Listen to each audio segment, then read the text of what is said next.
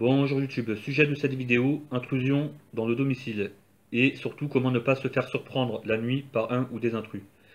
Pire chose qui pourrait arriver à chacun d'entre nous, et donc pour ceux n'ayant pas de système d'alarme chez eux, déjà vous donner une petite astuce qui est la mienne et qui permet d'être averti d'une intrusion chez soi, mais surtout d'éviter de se faire surprendre dans son sommeil la nuit, ce qui pourrait conduire à de graves conséquences selon la personnalité et motivation du ou des intrus.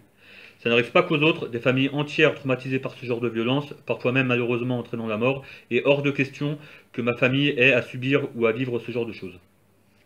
N'ayant moi-même aucun système d'alarme à mon domicile, j'utilise tout bonnement un babyphone, qui normalement a pour fonction de garder le jour ou la nuit une oreille attentive sur son bébé. Et j'ai alors détourné la fonction de cet objet en outil de surveillance auditive de nuit, que j'ai placé près de ma porte et des deux seules fenêtres de la pièce principale, et donc de ma chambre, serait averti, serait réveillé à la moindre tentative d'intrusion chez moi à mon domicile.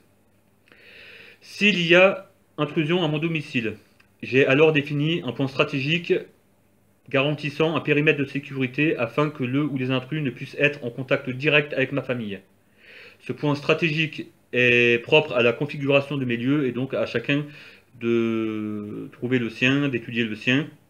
Et on va monter tout de suite à l'étage pour la suite de cette vidéo. On va dire qu'il est 2 h du matin et que via mon babyphone, j'ai pris connaissance d'une intrusion dans mon domicile. Je me suis donc réveillé grâce à mon babyphone, je me suis levé, j'ai pris mon arme à feu et je l'ai chargé de 5 cartouches 12,67 gomme-cogne. Le but n'étant pas de tuer, mais de retarder la progression d'eux ou des personnes qui se sont habitées chez moi en attendant l'arrivée des secours. Donc, je sors de la chambre et me place sur mon point stratégique où je suis actuellement. Ma femme, elle, déjà en communication avec le 17. Alors, pourquoi ce point stratégique? Tout simplement parce qu'à ma droite se trouve la chambre de ma fille et qu'à côté de la chambre de ma fille se trouve ma chambre ainsi que celle de ma femme et que le seul point d'accès à ces deux chambres reste l'escalier. Donc, une fois placé sur mon point stratégique, une de mes priorités est de faire savoir à l'intrus ou aux intrus que j'ai pris connaissance de la violation de mon domicile. Et donc je le fais savoir, par exemple, en allumant une lumière. La lumière elle est déjà allumée, c'est pour la vidéo.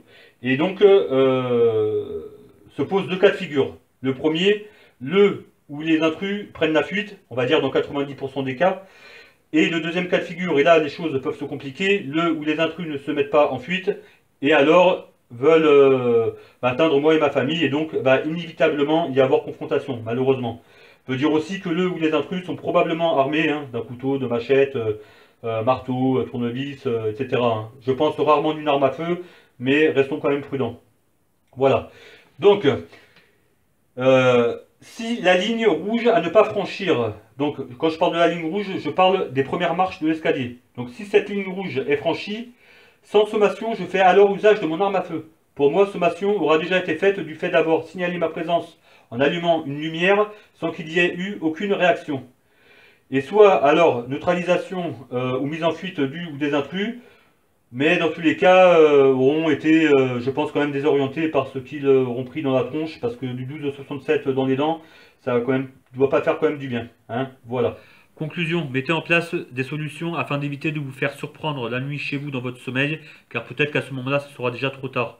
Alors certains me qualifieront de personne fou et parano, et d'autres me qualifieront d'une personne consciente et prévoyante, ce qu'est en général un survivaliste. Allez, à plus, ciao.